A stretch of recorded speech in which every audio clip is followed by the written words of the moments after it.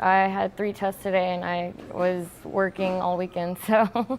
Some students, to pay the bills, will even take on multiple jobs, which compounds their stress.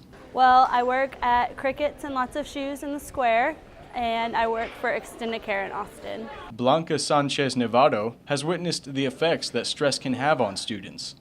College life wasn't really designed for people to work and be in class. It was designed for you to be a full-time student.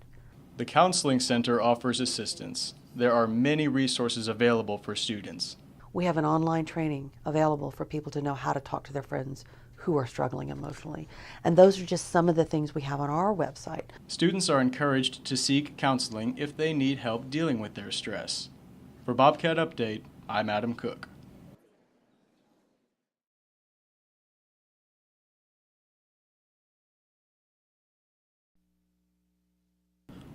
For college students, Halloween offers an opportunity to unwind and to have some fun. And this year, the holiday falls on a weekend, so no doubt there will be a Monster Bash or two in the coming days. I'm pretty sure I'll probably be at some party dressing up as somebody.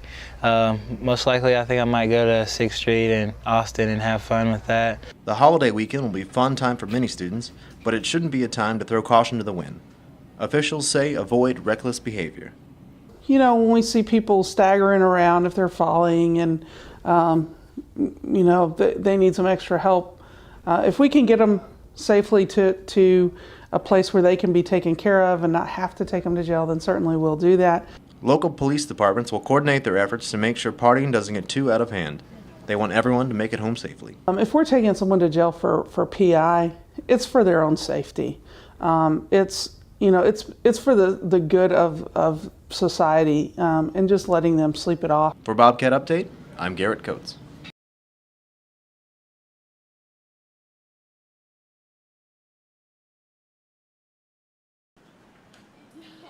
Finals week is about a month away, and many students are trying to meet deadlines before the holiday season. Schoolwork, for many, is a big concern, and sacrifices have to be made.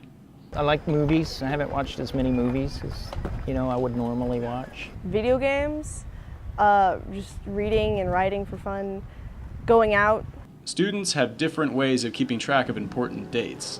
Both technology and old-fashioned methods are practiced on campus. I mostly keep them in my phone, but if they're really important, I also write them down pretty much anywhere that I'll look. I have my calendar app on my iPhone, and I have I set alarms, basically. Sociology major Julia Hartman explains what she believes is most important in the college experience. Make room for studying. It might be hard, but honestly, put school before anything else because you are paying to be here. Hartman says she'd like to pass on some of her time management skills to fellow students. Nothing is ever more important than your education. So just put that in front of whatever, all the other stuff that won't matter in 10 years. For Bobcat Update, I'm Adam Cook.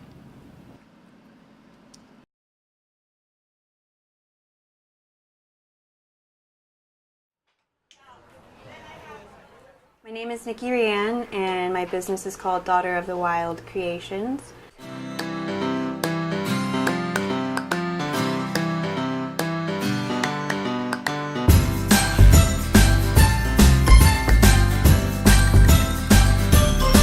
I grew up doing an antique business with my mom, and so just that eclectic collecting behavior was something that was instilled in me at a very young age.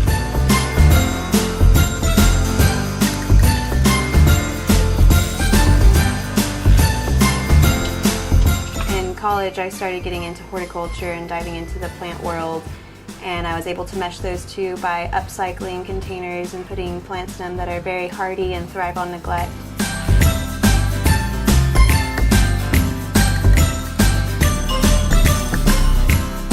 Minerals and stones was more with my dad. We kind of always used to have a fantasy of growing up and being paleontologists and geologists and going out and finding fossils and crystals and stuff like that.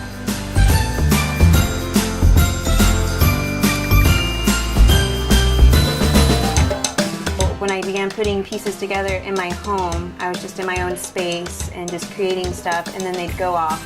And now things have gone up all over the world, and people are telling me their stories and where it went to and all this stuff, and it's just like, it's really inspiring because it starts off in Mother Nature, like in her belly, the stones, and then comes out, and they all have their own path.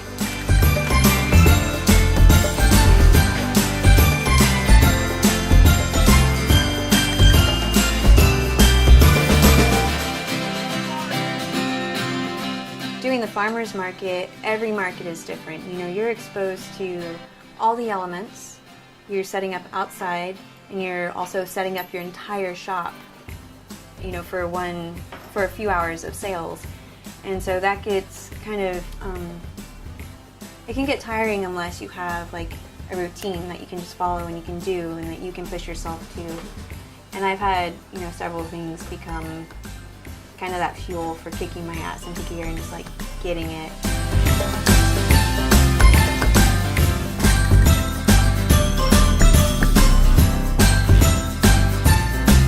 It's a lot of physical work doing a pop-up shop. Like when you walk into my booth, you feel like it could be a whole shop. Like this could easily be in a storefront. But I lug it around. I have to find a way to carry it. I have to find a way of transporting stuff to where it doesn't break. I deal with like antique ceramics and stuff, and like it's heavy. Plants with soil and rocks aren't light.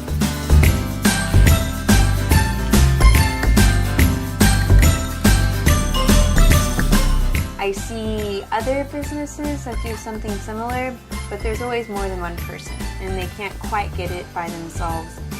And this is really, like, I've had help without a doubt that I'm really thankful for, but having the ability to be able to do it all by myself, that's probably the most challenging but rewarding feeling from it.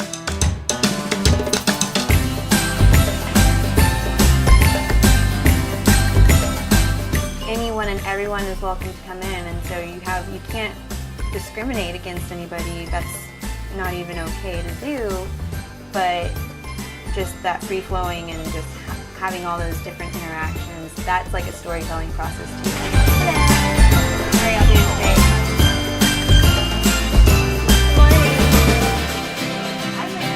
Oh yeah? Are you wearing your piece or? That's cool.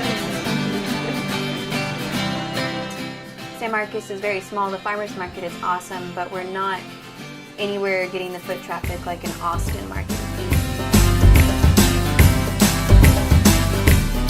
The whole churning and getting it really going is still kind of fresh and new, so like lining up the festivals and stuff like that is another avenue that I'm looking forward to be able to fill in those gaps and to just like fill in my whole schedule generally. It'd be nice to have stability as far as that goes.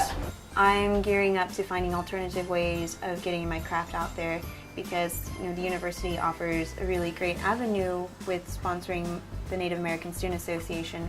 It's inspiring, but it's also kind of limiting because it's like, oh, I could stay in my hometown and I could just do that. Or I could, you know, explore other branches and opportunities. It's kind of nice to be able to support myself with my own creativity, but you do have to push yourself, you know, if you're going to do that. It's not something that's just going to be handed to you, like anything that's worth it.